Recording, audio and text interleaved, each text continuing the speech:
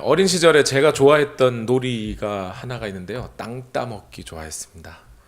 학교 갔다 와가지고 친구들 부르고 동네 형들 불러가지고 공터에다 동그라미 그리고 손뼘 요렇게 그려가지고죠.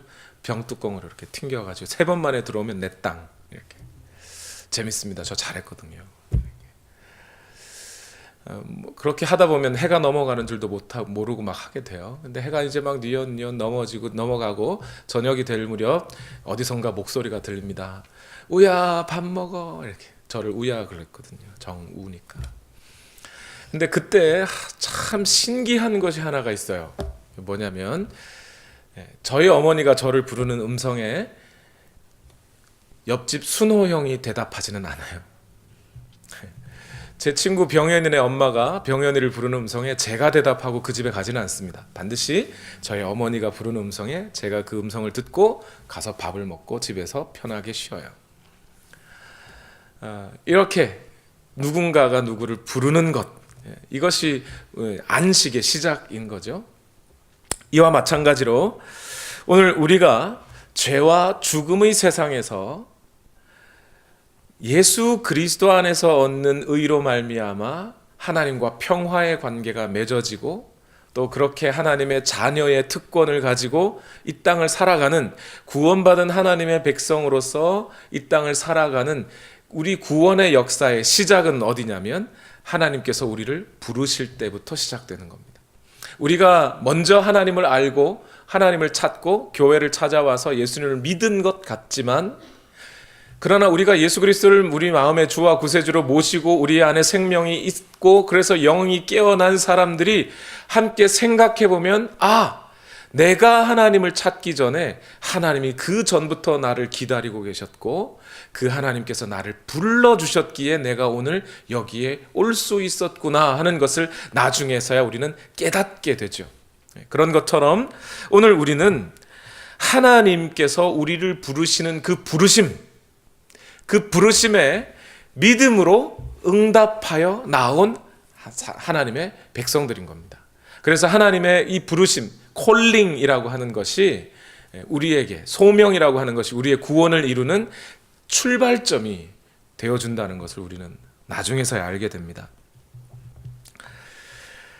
오늘 저와 여러분이 함께 나눌 이 오늘 본문의 말씀이 바로 사실은 이 하나님의 부르심과 관련되어 있습니다.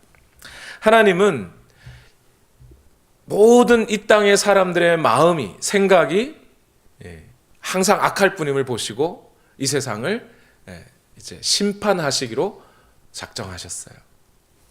그 중에서 하나님께서는 하나님이 택하신 한 사람을 부르시죠. 누구를 부르셨어요? 노아를 부르셨습니다. 그리고 노아와 약속을 하셨어요. 내가 너와 너의 가족을 구원하겠다. 방주를 지어라. 그리고 그 방주 안으로 들어가야 한다. 그 약속에 따라서 그 약속을 반드시 하나님의 그 말씀이 이루어질 것을 믿고 노아는 방주를 짓습니다. 사실 창세기 6장과 7장을 다 들여다보면 노아는 한마디 하지 않아요. 노아의 대사가 나오지를 않습니다. 그런데 어떻게 노아가 하나님을 믿은 줄 알아요? 그가 방주를 짓는 것을 보고 하나님의 말씀대로 이루어질 것이라는 것을 노아가 믿었다는 거죠. 그 방주를 지은 기간이 몇 년이요? 성경을 보니까 120년 정도 됩니다. 이제 방주가 다 지어졌습니다. 120년 동안 방주를 다 지었습니다. 이때 하나님이 노아에게 이렇게 말씀하십니다. 창세기 7장 1절 말씀 다 같이 읽어볼까요? 시작. 주님께서 노아에게 말씀하셨다. 내가 보니 이 세상에 의로운 사람이라고는 너밖에 없구나. 너는 식구들을 다 데리고 방주로 들어가거라. 노아의 믿음과 그 순종에 대하여 하나님이 이렇게 대답하신 거죠. 내가 보니 너밖에 의로운 사람이 없구나. 그러니까 노아가 하나님의 말씀을 믿고 순종했기에 그를 의롭다고 인정해 주시는 거죠. 그런데 여기 보니까 뭐라 그래요? 내가 보니 네가 의롭다는 것을 내가 보았다. 그 얘기는 무슨 뜻일까요? 만약 하나님의 심판과 구원의 소식을 노아만 알고 있고 그래서 노아만 그 하나님의 계획에 믿음으로 응답했다면, 그럼 다른 사람들은 전혀 모르게 살짝 방주 짓고 이랬으면, 그러면 노아만 의롭다고 말할 수 없는 거죠.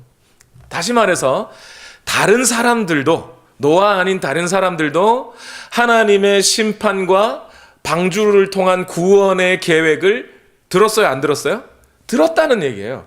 들었는데 그들은 믿음으로 반응하지 않았고 노아는 믿음으로 반응하였더라, 이 말이죠. 그래서 노아더러 야, 너 보니 너만이 의롭구나 라고 말할 수 있는 겁니다. 그럼 여기에 한 가지 질문이 있어요. 노아 말고 다른 사람들은 하나님의 심판의 계획과 이런 방주의 구원을 어떻게 들었을까요? 누구를 통해 듣게 됐나요? 노아를 통해 들은 거죠. 그렇죠? 그러니까 노아는 방주만 지은 게 아니라 사람들에게 가서 알려주는 역할도 했던 거예요. 몇 년 동안요? 120년 동안. 그러니까 노아는 상당히 오랜 기간 동안, 성경에서 아마 최장기간 예언자 역할을 했던 사람인 거죠. 근데 노아가 정말 하나님의 말씀을 따라서 거기 사람들에게 예언을 했을까? 성경에 보면 하나님이 노아야, 너는 가서 사람들에게 하나님의 심판과 구원의 소식을 알려라고 말을 하는 부분을 보셨어요, 여러분? 없어요. 성경에 그 말이 없어요. 지금 창세기 6장 7장에 오도록 하나님이 노아야 가서 전해라 는 말이 없어요. 근데 어떻게 노아는 가서 전했죠? 앞에 보면 창세기 6장에 노아를 뭐라고 했습니까? 노아는 하나님과 동행하는 자였더라, 이렇게 얘기하고 있어요. 그 말의 뜻은 뭐냐면, 하나님께서 어떤 마음을 갖고 계시면 노아도 같은 마음을 가지고 하나님이 가는 방향으로 같이 갔다는 얘기죠. 즉 하나님께서 세상 사람들이 한 사람이라도 더 이 소식을 듣고 방주로 나아오기를 하나님이 원하셨고, 하나님이 그렇게 바라셨고, 노아도 그 하나님의 마음을 알아서 사람들에게 그 소식을 알렸다는 겁니다. 전도와 선교는 여러분, 어차피 하나님께서 구원하실 사람들이 정해져 있고 뭐 그렇다면 전도 안 해도 돼? 그게 아니에요. 하나님의 마음을 아는 사람들이, 하나님의 뜻을 아는 사람들이, 하나님과 같은 마음을 품은 사람들이 이 세상을 향하여 그 사랑의 마음을 가지고 가는 것, 그것이 전도와 선교의 출발점이 되는 거예요. 노아처럼 말이죠. 그렇게 노아가 이 세상을 향하여 선포하였던, 그 사람들에게 전했던 그 설교의 내용은 뭐였을까요? 뭐라고 전했을까요? 우리는 대충 감은 잡을 수 있는데 베드로후서 2장 5절 말씀을 보면 좀 더 뚜렷이 기록이 되어 있습니다. 같이 읽어봅시다. 시작. 그는 또 옛 세계를 아까워하지 않으시고 경건하지 않은 자들의 세계를 홍수로 덮으셨습니다. 그때에 그는 정의를 부르짖던 사람인 노아와 그 가족 7사람만을 살려주셨습니다. 이랬어요. 노아는 하나님께서 홍수로 이 세상을 심판하실 때 세상에 나가서 뭘 외쳤다는 거예요? 정의를 외쳤다는 겁니다. 정의를. 이 정의를 외쳤다 그러니까 이 정의가 뭐겠습니까? 뭐 남자와 여자는 평등해야 된다. 공정해야 된다. 뭐 직업에는 귀천이 없다. 아니면 피부색에 따라 사람을 차별하면 안 된다. 공정해야 된다. 번 만큼 쓰고 뭐 이런 경제 정의, 이런 것을 노아가 외쳤겠습니까? 그걸 외치면 사람들이 심판을 면할 수 있나요? 몇 해 전에 있었던 미국 대통령 선거가 있었을 때 그 선거 직전에 존 맥아더라고 하는 목사님이 성도님들께 그런 설교를 했다고 해요. 여러분, 이제 미국은 타이타닉호와 같습니다. 침몰은 피할 수 없습니다. 단순히 배 안의 집기들을 재배열한다고 해결될 문제가 아닙니다. 이제는 구명정을 띄워야 할 때입니다. 이런 얘기를 해요. 그러니까 이미 심판이 선언된 세상에서 더 이상 하나님도 조금 부분적으로 고쳐가지고 될 것이 아니라고 판단한 그 세상에서 노아가 그저 이런 정의 저런 정의, 이것이 의롭고 저것이 악한 행동이라고 알려주는 정도로서는 이 세상에 의라고 할 만한 것이 아니라는 거죠. 그것이 세상을 구원할 수 있는 것이 아니죠. 이미 살인죄가 증명이 되어 있고 그래서 사형의 판결을 면할 수 없는 죄인이 있다고 생각해 보십시다. 이 사람이 그나마 목숨이라도 건져내려면 의지할 곳은 뭐밖에 없어요? 재판장의 너그러움밖에 없는 거예요. 재판장이 은혜로워서 너그러워서 이 사형수가 죽음을 면할 수 있는 길을 내어줄 수만 있다면 죄인에게는 그것을 덮어쓰는 것이 의로움을 덮어쓰는 것이죠. 만약 재판장이 요한복음 3장 16절을 외워오시오. 그러면 사형은 면하게 해주겠어. 그런다면 얼른 그거 해야죠. 그거죠. 그것이 자기에게 의가 되어서 자기를 죽지 않게 해주는 것이니까. 마찬가지로 오늘 노아가 이 세상을 향하여 선포하고 전해야 했던 의, 그것이 뭔가요? 그건 바로 방주인 거예요. 하나님께서 이 죄악된 세상 가운데 그 죄악된 세상에서 인간이 구원을 받을 수 있는 길을 재판장이신 하나님께서 먼저 내주신 거예요. 인간 편에선 도저히 어떠한 의와 행위로도 선행으로도 그 인간 세상을 구원할 만한 의가 될 만한 것이 아무것도 없어요. 하나님의 심판 앞에 핑계할 수 있는 것이 아무것도 없어요. 그래서 하나님이 먼저 구원의 방편인 방주를 내어주신 거예요. 그러니 노아는 그 의를 이 세상에 가서 전하는 거죠. 이제 우리는 심판받아야 한다. 우리는 죄 때문에 심판을 면할 수 없게 되었다. 그러니 이제 여기서 우리가 무슨 율법을 하나 더 한다고, 당신이 뭐 더 착하게 산다고 그것으로 구원받을 수 있는 게 아니다. 오직 뭐밖에요? 방주로 들어오라. 방주로 들어오는 것 외에는 다른 구원이 없다. 그것이 의다라고 전해주는 거죠. 여러분, 저는 이 노아가 외쳤던 그 의로움에 대해서 오늘 우리가 이 땅의 설교자들이 또 우리 그리스도인들이 이 세상을 향하여 외쳐야 할 말씀이 무엇인지 다시 한번 생각해 봐야 된다고 생각합니다. 오늘날 교회 안에 이 하나님께서 교회에게 맡기신 의로움, 하나님의 부르심의 메시지를 많이 이 세상의 다른 철학이나 심리학이나 경영학이나 그러한 것들로 뒤섞어버린 상태가 되어 있는 것은 아닌지 매우 우려스럽습니다. 오늘 이 땅을 향하여 하나님의 사역자들이 또 이 땅의 그리스도인들이 세상을 향하여 외쳐야 할 의로움, 그 설교의 주제는 오직 예수 그리스도인 거예요. 이 세상의 모든 사람들이 죄를 지었습니다. 모두 죄의 상태 아래에 있습니다. 하나님의 진노를 면할 수 없습니다. 사람들이 각자가 나는 죄인이 아니라고 말해도, 나는 그런 죄를 지은 적이 없다고 말해도 성경은 분명히 그들이 죄의 상태에 있다고 말해줍니다. 마음속에 하나님을 밀어내는 것부터, 하나님의 피조물인 우리 모두가 하나님을 창조주로 인정하지 않는 것부터가 큰 죄악이 아닙니까? 그렇게 하나님을 마음으로부터 밀어내고 이기심으로 자기 마음을 채웠더니 어떻게 돼요? 마음이 허망해지고 생각이 어두워져서 하나님을 하나님으로 여기지 않고 하나님의 형상을 동물의 형상으로 바꾸어 우상 숭배하며 사람이 사람으로 하나님이 지으신 존귀한 피조물로 사람을 대하지 아니하고 남자와 여자를 잘못 대하고 살아가면서 또 그 외에 수많은 서로가 자기의 이득을 위하여 다른 사람을 짓밟는 일도 서슴지 않는, 그래서 무정하고 무자비하게 된 이 모든 상태가 다 죄악의 상태라는 거예요. 그 죄악의 상태에 있는 이 세상에 하나님은 이미 진노를 쏟고 계신 거예요.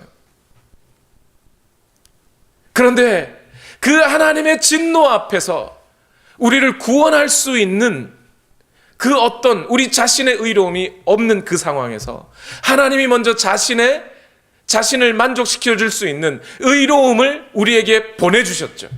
그것이 곧 예수 그리스도라는 거죠. 예수 그리스도의 십자가를 믿고 그가 나를 대신하여, 이 죄인을 대신하여 죽어주셨고 그래서 내게 새로운 생명을 허락해 주셨다는 이 사실을 믿고 나오는 자들에게 하나님은 구원을 허락하시겠다는 거예요. 그것이 구원의 방주로 부르시는 하나님의 부르심이죠. 그래서 그것을 전하지 않으면, 이 땅의 교회들이 그것을 전하지 않으면 도대체 무엇을 이 땅에 전해야 한다는 겁니까?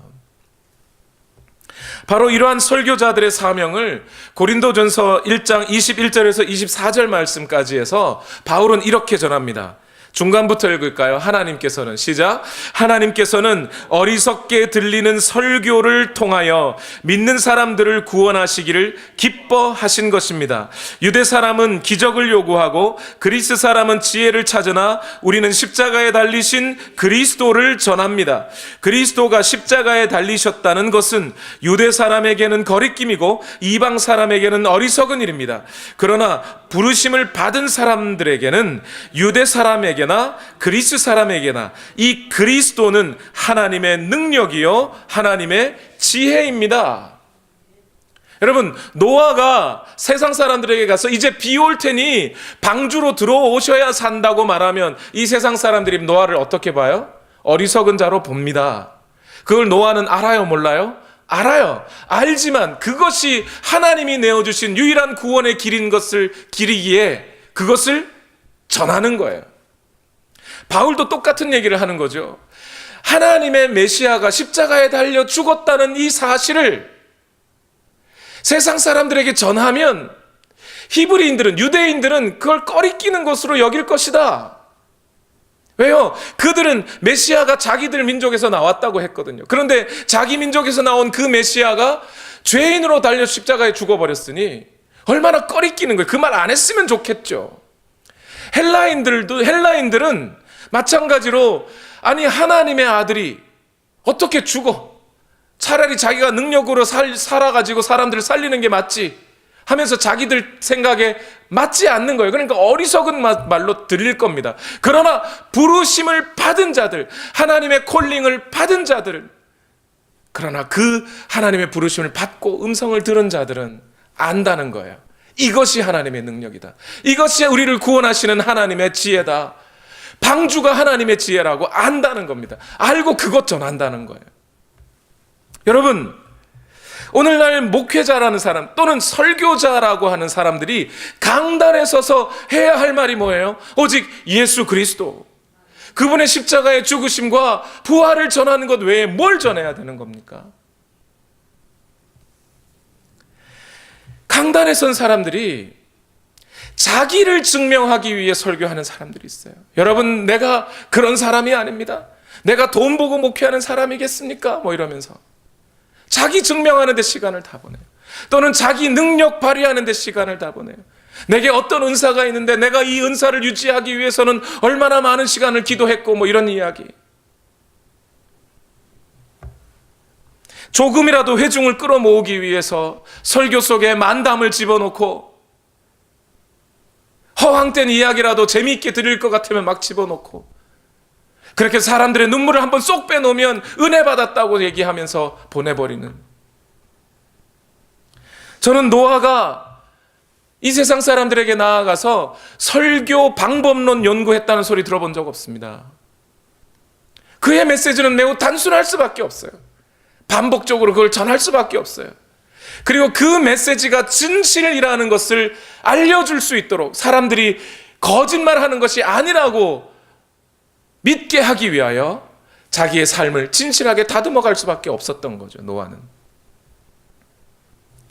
여러분, 만약에 노아가 그 방주 앞에 건물 큰 거 하나 짓고, 방주도 짓는데 뭐 그거 하나 못 짓겠습니까? 그거 하나 짓고 간판 방주교회 달아놓고 여기 오시라고 하면서 사람들에게, 젊은이들에게는 이 세상에서 성공할 수 있는 비결, 비법 이런 거 알려주고, 이 세상에서 슬퍼하고 힘들어하는 사람들을 찾아가서 위로해주면서 하나님께서 당신에게 복 주셔서 이제 더 잘되게, 직업이 더 잘되게, 그런 거 하면서 막 얘기해주고, 그래서 사람들이 많이 모이면 더 좋은 프로그램과 시스템 만들고, 그래서 더 많은 사람 모아놓고 돈과 명예들이 모이게 한 후에 그 돈과 명예를 또 누구에게 물려줘요? 아들한테 한번 또 물려주고, 그랬다면 말입니다, 그가 진짜 하나님이 보내신 예언자가 맞습니까?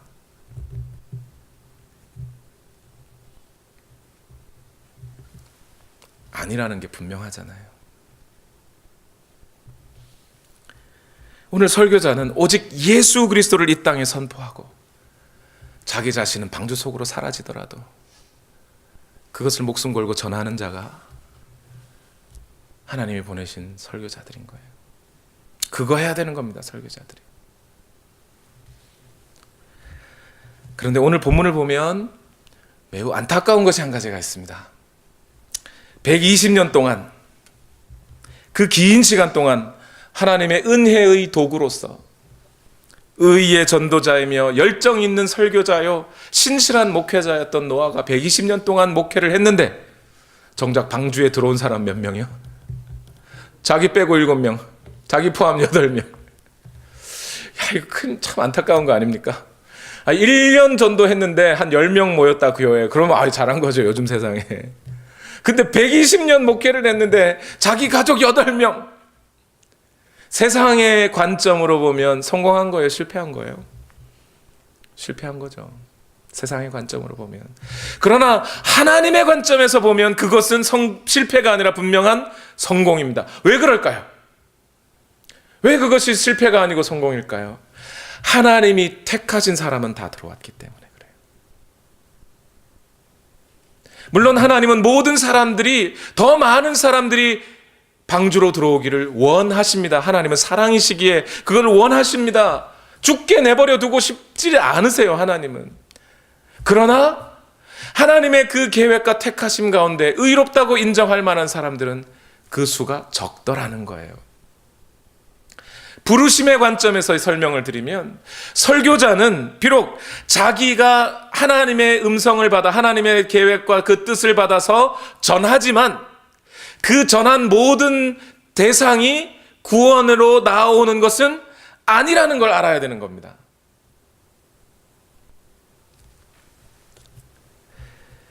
이게 무슨 얘기예요? 씨 뿌리는 비유를 한번 생각해 보세요. 씨를 뿌리는데 덜어는 어디 떨어져요? 길가에, 떨어는 돌짝밭에, 떨어는 가시밭에 떨어집니다. 좋은 땅에 떨어진 씨만 열매를 맺게 돼 있어요. 그런데 씨를 뿌릴 때 어떻게 좋은 땅에만 뿌려요? 물론 오늘날처럼 논밭이 잘 정리된 게 아니라는 상황을 생각하셔야 돼요. 즉 하나님의 부르심을 전하는 설교자들은 그 부르심을 전하지만 그것은 외적인 부르심이고, 실제로 그 부르심을 듣고 하나님께 나오는 자들은 누구나 택하심을 받은 자들이 그렇게 나오더라. 그건 내적인 부르심 또는 유효적 부르심이라고 합니다. effective calling이라고 그래요. 하나님이 작정하신 그들은 반드시 나오더라. 그 부르심에 응답하여 나오더라는 겁니다. 그게 누구예요? 노아라는 사람이었던 거죠. 우리가 여기서 한 가지 주의해서 봐야 될 것은 뭐냐면, 하나님의 부르심이란 그냥 단순히 마음으로 이래구나 저러구나 하는 정도로만 끝나는 게 아니라 분명한 결단과 행동을 요구하시는 부르심이라는 걸 알아야 됩니다. 결단과 행동을 요구하시는 부르심이라는 거예요. 누가복음 17장 26절과 27절 말씀에 예수님은 이런 말씀을 하셨어요. 읽어봅시다. 시작. 노아의 시대에 일이 벌어진 것과 같이 인자의 날에도 그러할 것이다. 노아가 방주에 들어가는 날까지 사람들은 먹고 마시고 장가가고 시집가고 하였는데 마침내 홍수가 나서 그들을 모두 멸망시켰다. 이래요. 어떤 분들은 여기서 먹고 마시고 장가가고 시집가고라고 하는 이 말을 아주 나쁜 것으로 취급하고, 이런 것은 하면 안 된다. 그러다가 사람들 멸망했지 않느냐? 착한 일, 하나님의 나라를 위해, 교회를 위한 일들 그거 해야 된다. 이렇게 설명하시는 분들이 있습니다. 근데 저는 여기에 좀 의문을 제기하고 싶어요. 왜 그러냐면 방주로 들어가기 전에 사람들이 먹고 마시고 장가가고 시집가고 하였다라는 이 말 속에 노아는 포함이 돼요? 안 돼요? 노아는 먹고 마시고 안 했어요? 했어요. 노아도 먹고 마셔야 살죠.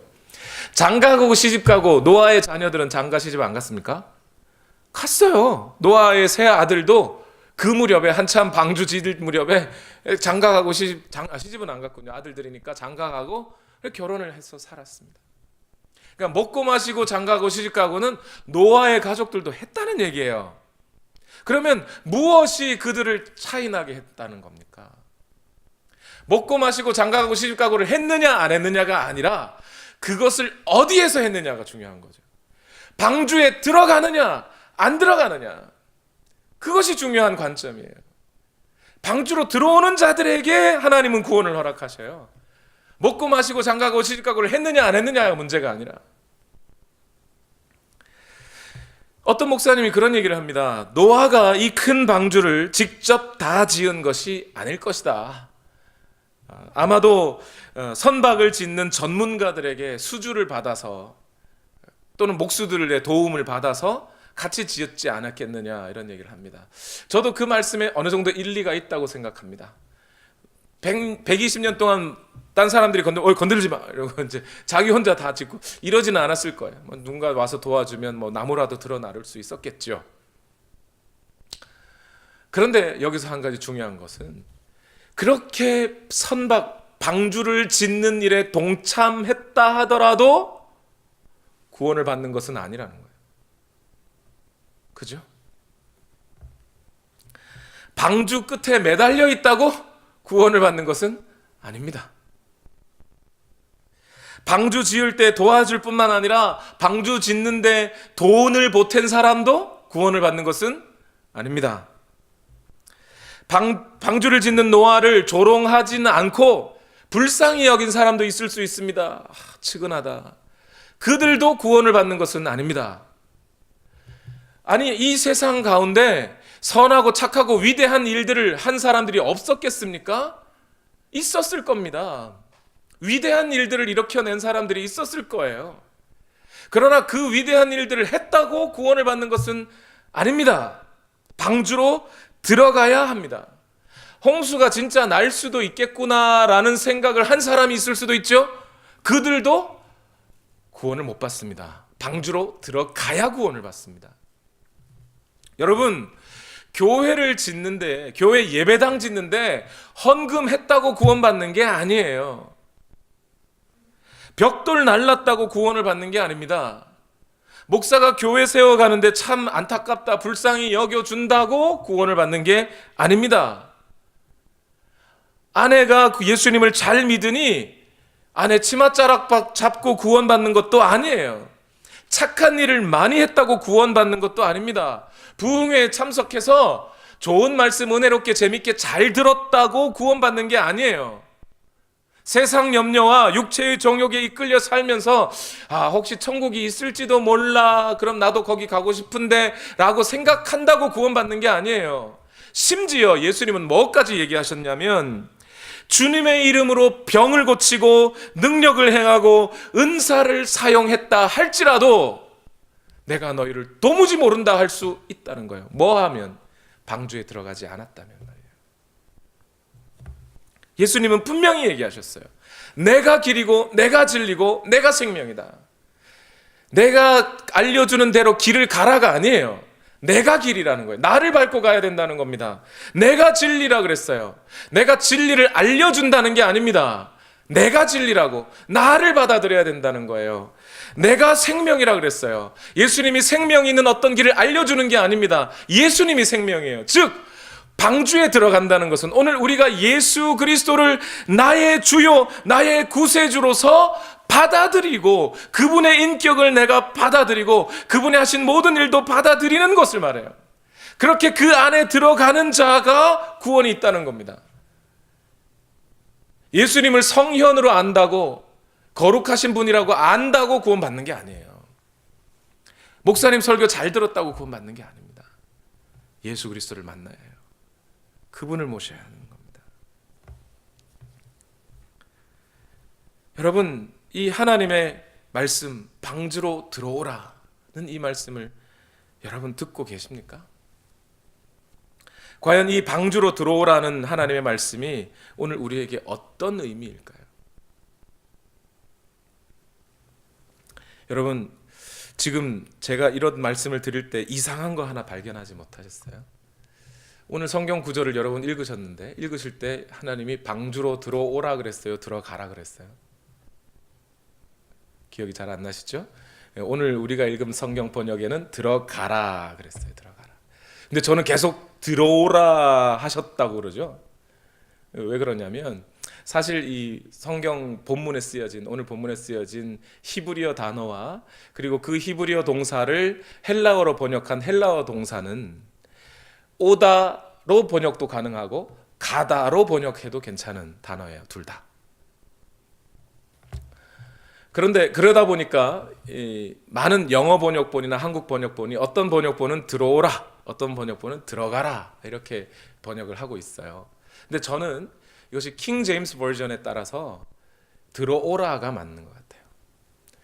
킹 제임스 버전에 come thou 이렇게 돼 있거든요. 너희는 들어와라. 왜 이 들어오라가 맞다고 생각하냐면 그 죄악된 세상 가운데, 물론 하나님은 모든 우주 가운데 통치하고 계신 분이라 들어가라 해도 맞습니다. 그러나 그 구원을 받는 우리는 방주 안으로 들어가야 하나님을 거기서 만날 수 있는 거예요. 하나님의 임재를 경험하고 하나님과 관계 맺을 수 있는 거죠. 그래서 들어오라가 맞는 것 같다는 거예요. 왜 방주 안에서 교제한다고 그럴까요? 왜 방주 안으로 들어와야 교제하는 걸까요? 그 힌트를 저는 오늘 방주 안에 탄 짐승들에게서 찾았습니다. 오늘 본문 창세기 7장 2절에 보면 이런 구석이 있어요. 같이 읽어볼까요? 시작. 모든 정결한 짐승은 수컷과 암컷으로 7쌍씩, 그리고 부정한 짐승은 수컷과 암컷으로 2쌍씩 내가 데리고 가거라 이래요. 여러분, 이런 질문 안 드십니까? 아니, 하나님께서 이 세상을 싹 청소해 버릴 것 같으면 깨끗한 정결한 짐승을 두고 부정한 짐승들은 다 몰살하면 되는 거잖아요. 근데 왜 부정한 짐승들도 방주에 태우는 거죠? 왜 태운 거예요? 여기서 이제 의문이 생기는 거죠. 왜 그런 일들을 하셨을까? 그 이유는 창세기 8장 20절을 보면 나옵니다. 읽어봅시다. 시작. 노아는 주님 앞에 제단을 쌓고 모든 정결한 집짐승과 정결한 새들 가운데서 제물을 골라서 제단 위에 번제물로 바쳤다. 그러니까 홍수의 심판이 딱 끝나고 나와가지고 제단을 쌓고 제사를 지내 하나님 앞에 예물을 드렸는데, 뭘로 예물을 드렸다고요? 정결한 짐승, 부정한 짐승. 정결한 짐승을 잡아 드렸다는 거예요. 이것이 무슨 의미겠습니까, 여러분? 정결한 짐승을 잡아 제사를 지내면 정결한 짐승이 누구를 위해 죽는 거예요? 부정한 짐승들과 부정한 사람들을 위하여 죽고 그들이 깨끗해진 것이죠. 그게 제사의 의미 아닙니까? 즉 예수 그리스도께서, 정결하신 의로우신 죄 없으신 예수 그리스도께서 죽고 죄인인 우리가 깨끗해지는 것, 그것이 하나님께서 우리에게 제사를 주신 이유 아니었나요? 그러면 다시요, 방주 안으로 들어갔던 그 부정한 짐승들은 싹 쓸어버릴 대상으로 하나님이 들어오라는 게 아니라 정결한 짐승을 죽여 부정한 짐승을 깨끗하게 하시겠다는 하나님의 의지의 표현이죠. 그렇다면 거기 노아 방주에 들어간 부정한 짐승들은 곧 누구를 얘기하는 거예요? 죄인인 우리를 얘기하는 거예요. 쟤들 왜 태웠냐가 아니라 쟤들을 태워서 정결한 짐승을 잡아 그들을 살려주겠다는, 그 부정한 짐승을 깨끗하게 하겠다는 하나님의 뜻을 보여주는 것이란 말이에요. 오늘 우리는 예수 그리스도 안에서 그분의 피와 속죄의 의미로 말미암아, 십자가로 말미암아 우리가 깨끗하게 되는 것이라는 거예요. 그것이 어디서 일어나요? 방주 안에서, 그리스도 안에서. 이것이 마치 요한계시록 3장 20절의 말씀과 같은 거죠. 읽어봅시다. 시작. 보아라, 내가 문 밖에 서서 문을 두드리고 있다. 누구든지 내 음성을 듣고 문을 열면 나는 그에게로 들어가서 그와 함께 먹고 그는 나와 함께 먹으리라. 예수 그리스도와 교제하는 관계가 되는 거예요. 이 교제가 근데 무슨 교제예요? 뭘 먹고 뭘 어떻게 살았다는 얘기입니까? 나는 그분의 살과 피를 먹고 그분은 나의 죄를 먹고, 깨끗하신 그분이 나의 죄를 먹으심으로 부정하게 되고, 나는 그분의 살과 피를 먹고 마심으로 내가 깨끗해지고, 그 관계로 나아가시겠다는 거예요. 그 하나님, 그것이 곧 하나님이 오늘 우리에게 이루어 가시는 구원의 역사라는 거예요. 노아는 죄인이 아닙니까?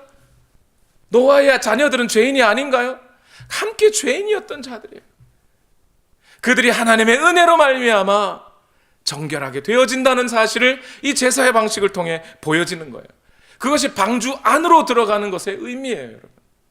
오늘 우리가 예수 그리스도 안에서 우리가 이 일들이 이루어지고 지어져 가는 겁니다. 그리스도 안에서. 여러분, 우리가 방주 안으로 나는 예수님을 내 마음에 모셨지, 나는 어디 들어간 것 같지가 않은데 라고 생각할 수 있어요, 느낌적으로는.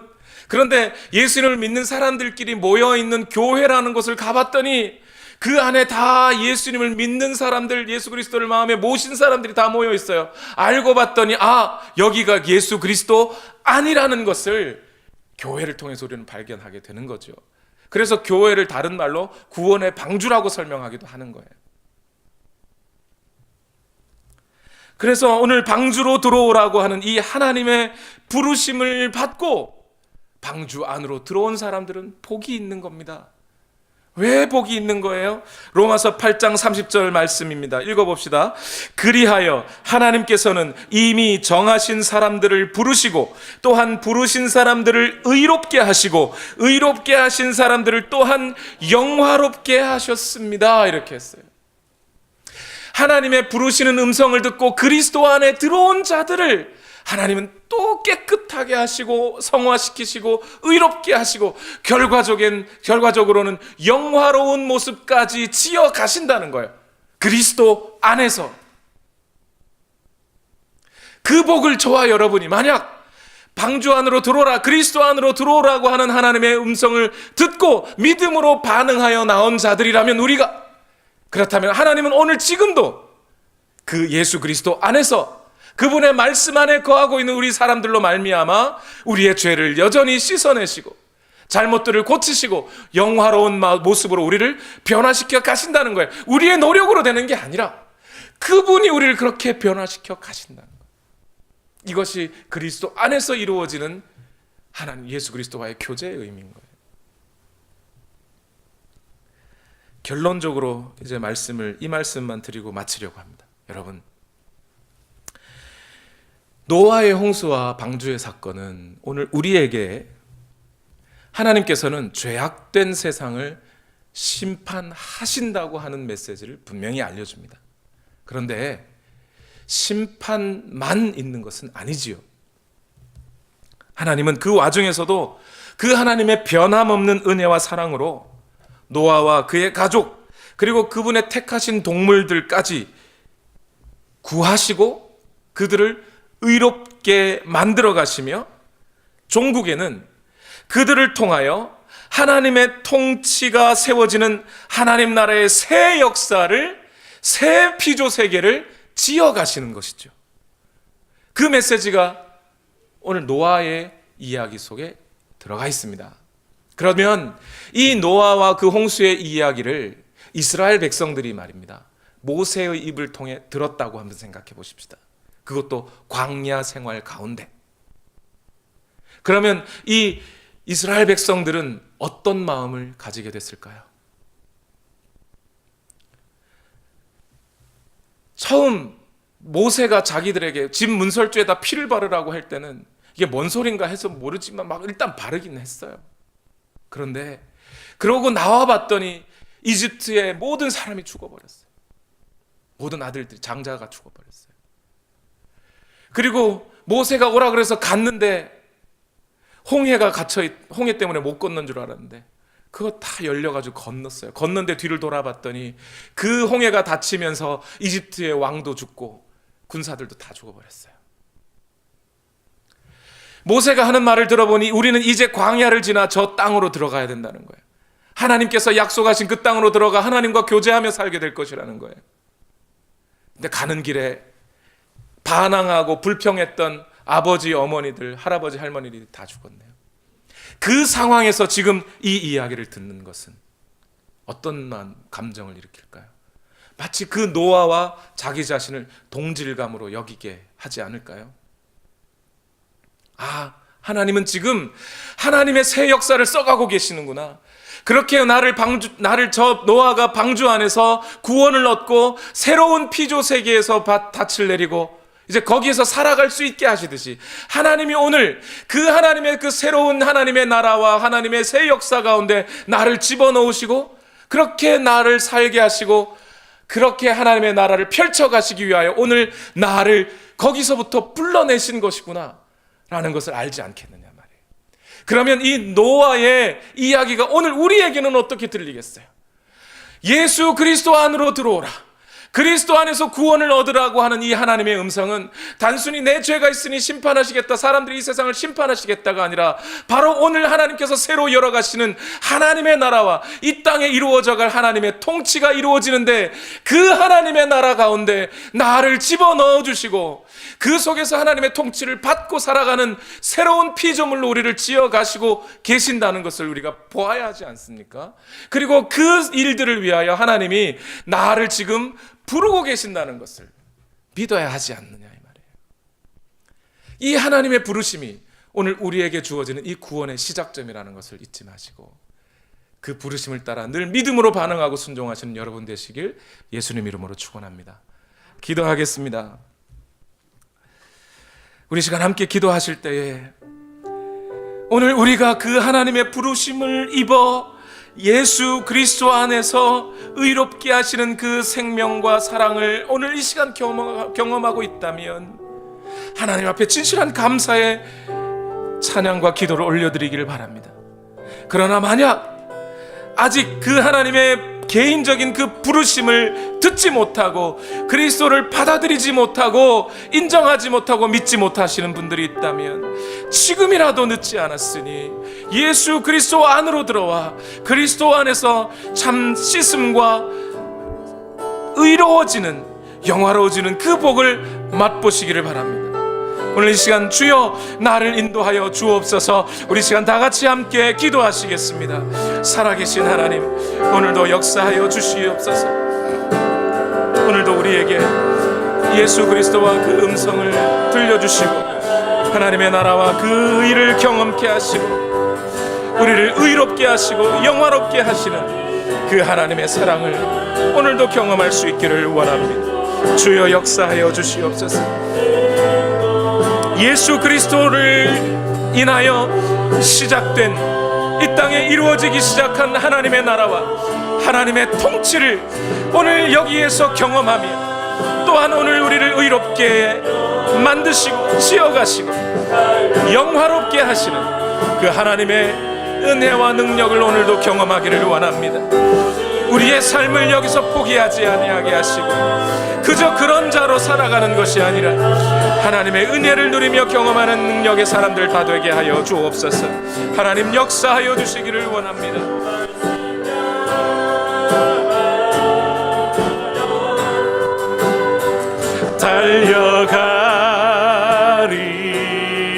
달려가리라 힘도 아닌 능도 아닌 오직 성령으로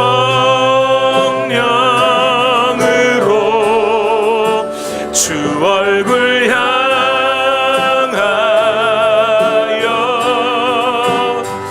달려가리라.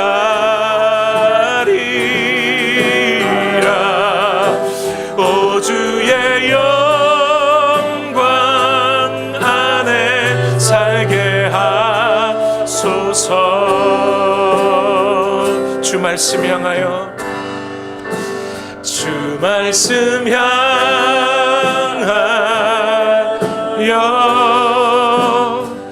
달려가리라.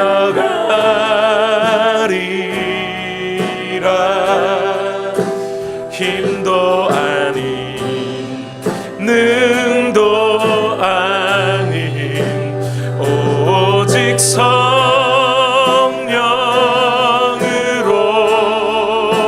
주 얼굴 향하여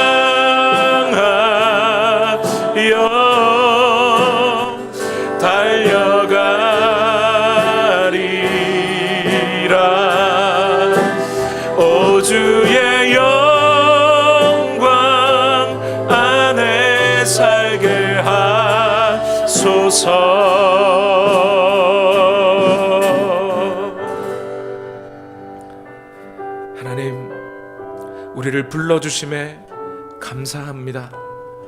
우리가 아무것도 아닌 때에, 아니 우리가 여전히 죄인이었을 때에 우리를 부르시고 우리를 사랑하여 그 아들 예수 그리스도를 십자가에 달려 죽게 하신 그 사랑이 확증되게 하시고, 또 그래서 오늘 이 시간 우리를 의롭게 지어가시는, 이 땅에 고난과 어려움과 환난이 있으나 그것을 통하여 더욱 거룩하게 지어가시는 하나님의 은혜를 오늘도 누리며 경험하며 살아갈 수 있게 하시니 감사합니다. 하나님, 우리의 모든 삶이 그렇게 방주 안에서 살아갔던 노아처럼 오늘도 그리스도 안에서 살아가는 우리 모두가 되기를 원합니다. 행여나 그 예수 그리스도의 안으로 들어오라고 하는 그 하나님의 부르심을 여전히 듣지 못한 자들이 있다면 지금도 늦지 않았으니 주여 그 음성 들려주시고, 그 음성을 듣는 자들이 그리스도 안으로 들어와 참된 구원의 경험들을 맛볼 수 있도록 주여 오늘도 역사하여 주시옵소서. 이 시간 하나님 앞에 우리의 예물을 올려드립니다. 너희는 먼저 하나님의 나라와 그 의를 구하라 하신 말씀을 따라서 하나님의 나라와 그 의가 오늘 여기에 임하기를 또 기대하고 기도하며 예물을 올려드리오니 이 모든 것이 너에게 더할 것이라고 하신 약속의 말씀 또한 오늘 우리에게 이루어지게 하옵소서. 예수님의 이름으로 기도하옵나이다. 아멘. 나의